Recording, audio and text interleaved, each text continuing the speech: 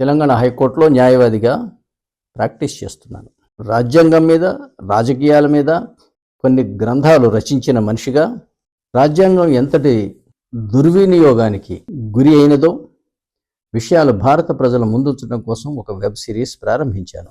ముందుగా ఇంగ్లీష్లో ఆర్టికల్ 225 వరకు ప్రతి ఒక్క అధికరణం మీద వ్యాఖ్యానం చేస్తూ నడిచాను.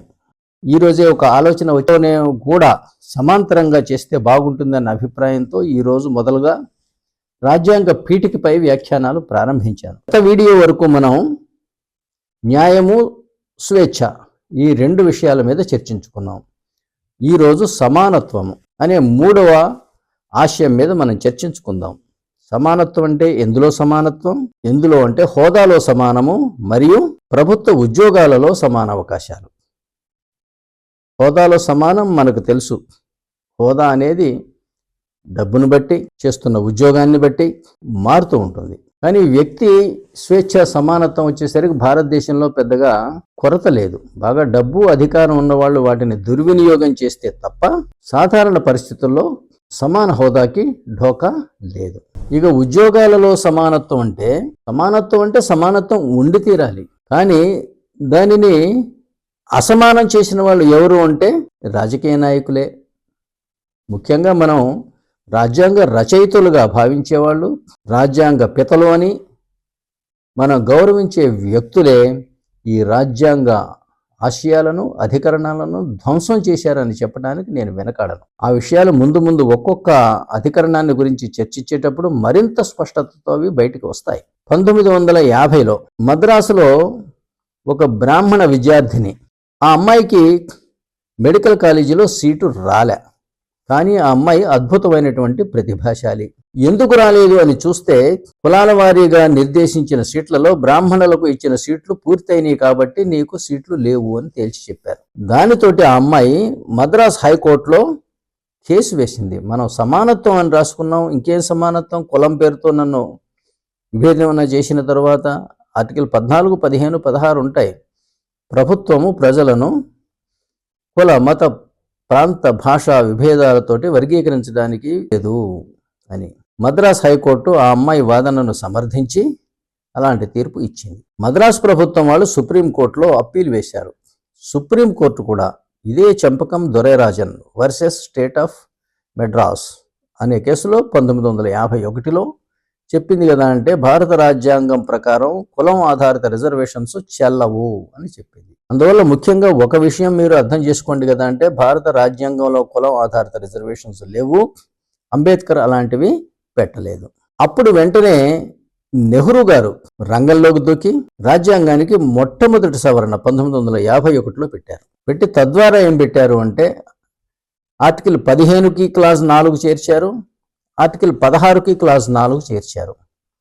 ఆర్టికల్ 15 అంటే ఏమిటంటే హోదాలో సమానం. ఆ క్లాజ్ 4లో ఏం పెట్టారు అంటే ఆర్థికంగా వెనుకబడిన తరగతులకు, విద్యాపరంగా వెనుకబడిన తరగతులకు, షెడ్యూల్డ్ కులాలకు, షెడ్యూల్డ్ జాతులకు వారి అభివృద్ధి కోసం ఏదైనా ప్రభుత్వం చేస్తే అది సమానత్వానికి విఘాతము కాదు అని పెట్టారు.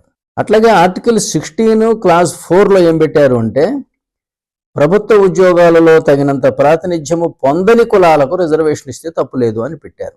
ఈ రోజున ఈ ఆర్టికల్ 16(4) వల్ల మనకి ఈ రోజు రిజర్వేషన్స్ నడుస్తున్నాయి తప్పితే ఇవి పెట్టింది రాజ్యాంగం కాదు, అంబేద్కర్ మహాశయుడు కాదు.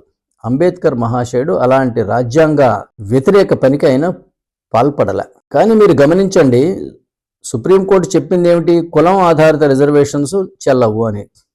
కానీ మొట్టమొదటి సవరణ చేసిన పని ఏంటి? ప్రభుత్వ ఉద్యోగాలలో తగినంత ప్రాతినిధ్యం పొందని కులాలకు ఇస్తాము, మళ్ళీ కులాలకే పెట్టారు.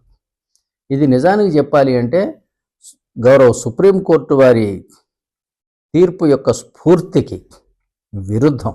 మీరు గమనించినట్టయితే ఈ తీర్పుని అంబేద్కర్ గారు కూడా వ్యతిరేకించలే. ఆయన సుప్రీంకోర్టులో అడ్వకేటు. కానీ ఈ తీర్పు పైన ఆయన ఒక అప్పీల్ వేయించటం కానీ, రివ్యూ పిటిషన్ వేయించటం కానీ జరగల. ఆయన పబ్లిక్గా వ్యతిరేకించిన ప్రభుత్వ ఉద్యోగ కులాలు అంటే ఎలా డిసైడ్ చేస్తారు అన్నప్పుడు అంకెలతో రుజువు చేయవలసి ఉంటుంది. అట్లా కాకుండా ఇది ఒక రాజకీయ ఓటు బ్యాంకు విధానంగా అది అమలులోకి వచ్చింది. ఇందులో ఉన్న మరొక దోషం ఏమిటి అంటే 1951లో రాజ్యాంగ సవరణ ఏమిటి? రాజ్యాంగ సవరణ చేసే హక్కు పార్లమెంటుకు ఉంది. మొదటి పార్లమెంటు 1952లో ఏర్పడింది. రాజ్యాంగ సభ రాజ్యాంగాన్ని ఆమోదించింది, కానీ దాన్ని సవరణ చేసే అధికారం రాజ్యాంగ సభ పెట్టుకోలే. ఇది పార్లమెంట్కి ఇచ్చింది. అందువల్ల 1951లోనే మొదటి రాజ్యాంగ సవరణ చేయడం అనేది చట్టపరంగా కూడా చెల్లదనేది నా అభిప్రాయం. అట్లాగే నెహ్రూ గారు అది ఎస్సీ ఎస్టీ బీసీల పట్ల ఏదో ప్రేమతో చేశారనుకుంటే పొరపాటు. వాళ్ళ మీద ప్రేమ అంబేద్కర్కి లేదు, కానీ నెహ్రూ గారికి ఉంది అనుకుంటే మాత్రం పొరపాటు. కాకపోతే ఇందులో అంబేద్కర్ గారు చేసిన పొరపాటు ఒకటి ఉంది, రాజకీయ తప్పిదం. ఆయన ఒక పొలిటికల్ పార్టీ పెట్టారు, దాని పేరు scheduled cost federation of India. అది 1951లో ప్రజా ప్రాతినిధ్య చట్టం కింద నమోదు చేసి దేశవ్యాప్తంగా పోటీ చేశారు. చేస్తే ఆ పార్టీకి 2.38% ఓట్లు వచ్చి పార్టీ తుడిచిపెట్టుకుపోయింది. ఆయన స్వయంగా ఓడిపోయాడు. ఎందుకు జరిగింది అంతటి ఘోరము అంటేనేమో, ఆ పార్టీ పేరు చూడండి, scheduled cost federation of India. మరి ఎస్టీలు ఎందుకు వేస్తారు, బీసీలు ఎందుకు వేస్తారు, ఓసీలు ఎందుకు వేస్తారు? ఎప్పుడైతే అంబేద్కర్ గారు షెడ్యూల్డ్ కాస్ట్ ఫెడరేషన్ పెట్టాడో, నెహ్రూ గారు కూడా మరి ఆయన ఆరితేరిన రాజకీయ నాయకుడు. ఆయన ఏం పెట్టాడు? ఆర్టికల్ 15లో ఆర్థికంగా వెనుకబడిన తరగతులకు, విద్యాపరంగా షెడ్యూల్డ్ కులాలకు, షెడ్యూల్డ్ తరగతులకు అభివృద్ధి కోసం ఏదైనా చేస్తే సమానత్వానికి విఘాతం కాదు. ఆర్టికల్ 16లోనేమో ప్రభుత్వ ఉద్యోగాల్లో తగినంత ప్రాతినిధ్యం లేని కులాలకు రిజర్వేషన్ ఇవ్వచ్చు, అంతేగాని అందులో ఎస్సీ ఎస్టీ బీసీ అని కాదు. ఎవరికి సరైన ప్రాతినిధ్యం లేకపోతే ఆ కులానికి వస్తుంది. ఈ రెండిటి వల్ల నెహ్రూ గారిని గొప్ప ప్రజాస్వామ్యవాది, విశాల హృదయంగా అర్థం చేసుకున్నారు. అంబేద్కర్నేమో కులం పేరుతో పార్టీ పెట్టుకున్నవాడిగా భావించారు. అందువల్ల ఆ పార్టీకి ఎవరు ఓటు వేయలేరు. ఎవరు ఓటు వేయకపోతే పర్వాలేదు, ఎస్సీలు కూడా ఓటు వేయలే. అందుకు వాళ్ళని మనం అభినందించాలి. నిజానికి చెప్పాలంటే వాళ్ళందరూ ఓటేస్తే 2.38 ఎందుకు వస్తాయి? కనీసం ఒక 15-20% రావాలి, కానీ అలా జరగల. ఆయన కూడా బహుశా అందుకు విసుగు చెంది, నేను అనుకుంటున్నాను, 1956 అక్టోబర్లో పార్టీ పేరుని రిపబ్లిక్ పార్టీ ఆఫ్ ఇండియా అని మార్చి తాను కూడా షెడ్యూల్డ్ కాస్ట్ కులం కార్డు వదులుకొని బుద్ధిజంలోకి వెళ్ళారు. కానీ ఆయనకి భారతీయత మీద అభిమానం. అందులో ఏదంటే బుద్ధిజం భారతీయతకు తక్కువ వ్యతిరేకమైన మతం కాబట్టి అందులోకి వెళుతున్నాను అన్నారు.